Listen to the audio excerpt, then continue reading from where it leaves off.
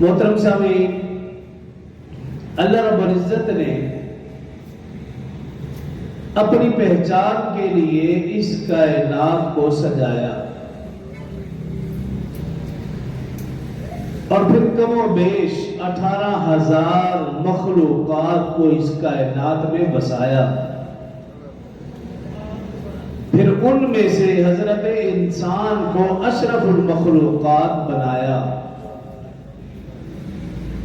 اور پھر اس حضرت انسان کی رشد و ہدایت کے لیے، رہنمائی کے لیے انہی میں سے ہی اپنے برگزیدہ بندے انبیاء کرام علیہ السلام کو مبعوث فرمایا.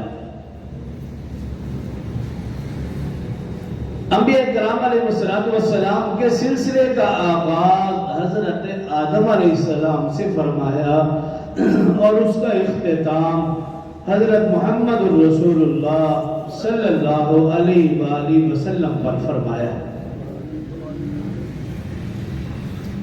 اب ہمارا ایمان اور عقیدہ ہے کہ حضرت محمد مصطفیٰ صلی اللہ علیہ وآلہ وسلم آخری نبی اور رسول ہیں. آپ کے بعد نہ کوئی نبی آئے گا نہ کوئی رسول آئے گا، اور اگر کوئی شخص نبوت و رسالت کا دعویٰ کرے وہ دائرہ اسلام سے خارج ہے، اور اگر کوئی شخص کسی کو نعوذ باللہ نبی اور رسول کہے وہ بھی دائرہ اسلام سے خارج ہے.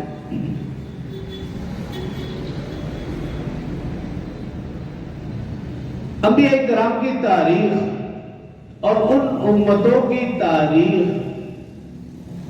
اس بات کی شاہد ہے کہ اللہ نے جتنا رسول اللہ صلی اللہ علیہ وسلم کی امت کو نوازا، کسی بھی پیغمبر کی امت کو اتنا نہیں نوازا. بنی اسرائیل کو نوازا اللہ نے، لیکن محدود مدت کے لیے. قرآن پاک کے پہلے سپارے میں بھی موجود ہے، کچھ اور مقامات پر بھی اللہ نے فرمایا یا بنی اسرائیل اذکروا نعمتی التی انعمت علیکم وانی فضلتکم علی العالمین. اللہ فرمایا بنی اسرائیل ان نعمتوں کو یاد کرو جو میں نے تم پر عطا فرمائی، وانی فضلتکم علی العالمین، اور میں نے تمہیں دونوں جہانوں پر فضیلت دی. بنی اسرائیل کو اللہ نے فضیلت دی دونوں جہانوں پر، لیکن جب بنی اسرائیل نے اللہ کی نافرمانی کی، ناشکری کی، اللہ نے وہ فضیلت ان سے چھین لی. تو بنی اسرائیل کو اللہ نے نوازا تھا، فضیلت دی تھی، لیکن جب انہوں نے ناشکری کی، نافرمانی کی، اللہ پاک نے وہ فضیلت ان سے چھین لی.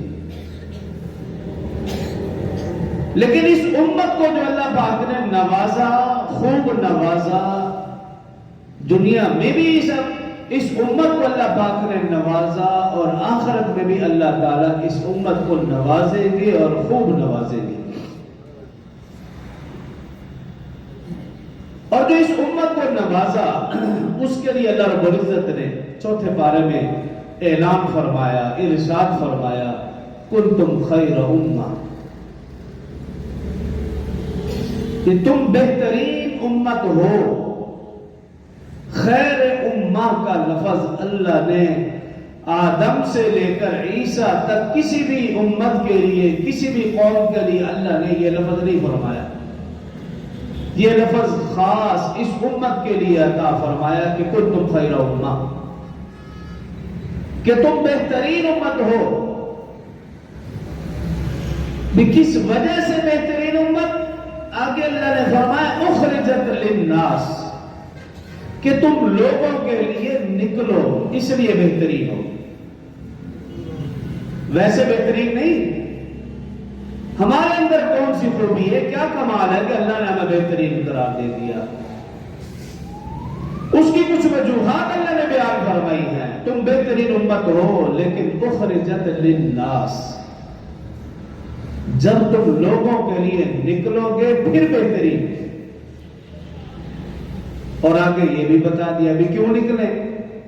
آگے اللہ نے خود فرما دیا تأمرون بالمعروف وتنہون عن المنکر کہ تم نیکی کا حکم دو اور برائی سے روکو، پھر بہترین امتی ہو۔ نہ لوگوں کے لیے نکلو، نہ امر بالمعروف و نہی عن المنکر کرو، پھر بہترین امتی نہیں ہو۔ یہ اللہ پاک نے اس امت کو نوازا ہے اور اس کام کی وجہ سے نوازا ہے، ویسے نہیں نوازا۔ باقی امتیں بھی جو تھی ان کو بھی تو نوازا جا سکتا تھا، لیکن اس امت کو نوازا اور اس کام کی وجہ سے نوازا ہے، اور اس لیے نوازا کہ یہ کام پہلے انبیاء کرام کے ذمہ تھا۔ اللہ نے رسول اللہ صلی اللہ علیہ وسلم کے صدقے یہ کام اس امت کو دیا کہ جو کام پہلے انبیاء کرام کرتے چلے آ رہے تھے، اب اللہ نے وہ کام رسول اللہ صلی اللہ علیہ وسلم کی برکت سے، رسول اللہ صلی اللہ علیہ وسلم کے طفیل، رسول اللہ صلی اللہ علیہ وسلم کے صدقے اس امت کو دیا۔ اور وہ کام کیا ہے؟ دعوت و تبلیغ۔ اور اس کام کے پیش نظر اللہ نے دیگر انبیاء کو، دیگر امتوں کو لمبی لمبی عمر عطا فرمائی تھی، کیونکہ یہ کام اہم ہے، یہ معمولی کام نہیں۔ اس کام کی اہمیت کے پیش نظر، اور پھر اللہ کو معلوم ہے کہ اس کام میں اور اس راستے میں بڑی مشکلات، بڑی پریشانیاں، بڑی تکالیف آئیں گی، تو اللہ نے پھر ان انبیاء کرام کو، ان کی امتوں کو عمریں بھی لمبی لمبی دی تاکہ یہ اہم کام آسانی کے ساتھ سر انجام دے سکے۔ اب جب یہ کام ان انبیاء کو ملا تو عمریں تو ملی لمبی۔ جب یہ کام رسول اللہ صلی اللہ علیہ وسلم کے صدقے اس امت کو ملا تو ہونا یہ چاہیے تھا کہ جب کام اہم ہے تو عمر بھی زیادہ ملے، لیکن ایسا نہیں ہوا۔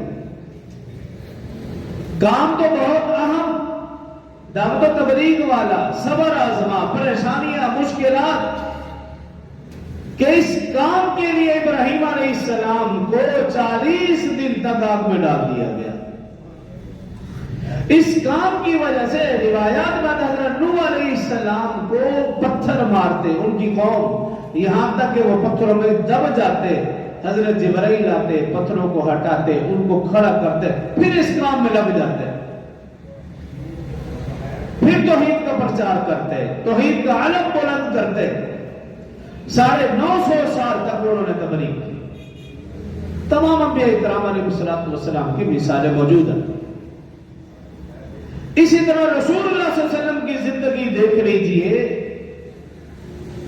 جس شہر میں رسول اللہ صلی اللہ علیہ وسلم پیدا ہوا، مکہ المکرمہ، خانہ کعبہ، اس میں لوگوں نے 360 بت بنا رکھے، ہر دن کا الگ بت ہے۔ ایسی قوم میں رسول اللہ صلی اللہ علیہ وسلم مبعوث ہوئے۔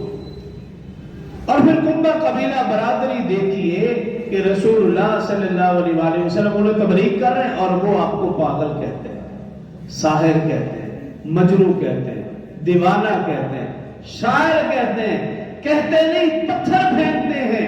صرف یہی نہیں، ایک ہی مجلس میں رسول اللہ صلی اللہ علیہ وسلم کی 2 بیٹیوں کو طلاق دے دی جاتی ہے۔ صرف یہی نہیں، طائف کے میدان میں جاتے ہیں، رسول اللہ صلی اللہ علیہ وسلم کے جسم مبارک کو لہو لہان کر دیا جاتا ہے۔ اتنی ازمائشیں، اتنی تکالیف۔ اور اسی طرح صحابہ کرام رضوان اللہ علیہم اجمعین، حضرت بلال حبشی رضی اللہ عنہ کی زندگی دیکھ لیجئے، کون سا ظلم ان پر نہیں ہوا۔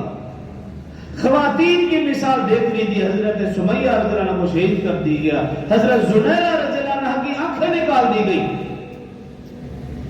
حضرت ابوبکر رضی اللہ عنہ کو مارا پیٹا گیا۔ تو کس صحابی کی بات کی جائے؟ تو عرض کرنے کا مقصد یہ ہے کہ جب یہ کام اس امت کو ملا تو عمریں بھی زیادہ ہونی چاہیے تھی۔ کام تو اہم ملا اور عمر کم، اور رسول اللہ صلی اللہ علیہ وسلم نے فرمایا ہر امت کی اوسط عمر اس کے نبی کی اوسط عمر کے برابر ہوتی ہے، اور فرمایا کہ میری امت کی اوسط عمر 60 سال ہے۔ یہ اس امت کی اوسط عمر ہے 60 سال۔ اب کام تو ملا دعوت و تبلیغ والا، اہم کام، صبر آزما، پریشانیوں والا، مشکلات والا، اور عمر ملی انتہائی کم۔ اب اللہ رب العزت نے اس کمی کو پورا کرنے کے لیے صرف اس امت کو چند مواقع، چند دن، چند راتیں ایسی عطا فرمائی ہیں کہ اگر یہ امت ان چند موقعوں پر، ان چند راتوں میں تھوڑی سی دیر عبادت کر لے تو وہ امتیں جنہوں نے پوری زندگی عبادت اور ریاضت میں گزار دی، تھوڑی سی رات میں عبادت کر کے یہ امت ثواب میں ان سے بہت آگے بڑھ سکتی ہے۔ ان مواقعوں میں سے ایک موقع شب برات کا بھی ہے، چونکہ جمعے کی رات کو آئے گی، یعنی اگلے جمعے جب ہم ہوں گے تو یہ شب برات گزر چکی ہوگی، اس لیے اس حوالے سے چند گزارشات عرض کروں۔ اس کو لیلۃ البراء بھی کہا جاتا ہے، براءت گناہوں سے چھٹکارے والی رات، لیلۃ الکفیر گناہوں کو مٹانے والی رات، لیلۃ الشفاعہ شفاعت والی رات، لیلۃ المغفرہ مغفرت والی رات، لیلۃ النجاة نجات والی رات۔ یہ اس رات کے نام ہیں جو مختلف احادیثوں میں ذکر ہے ان کا۔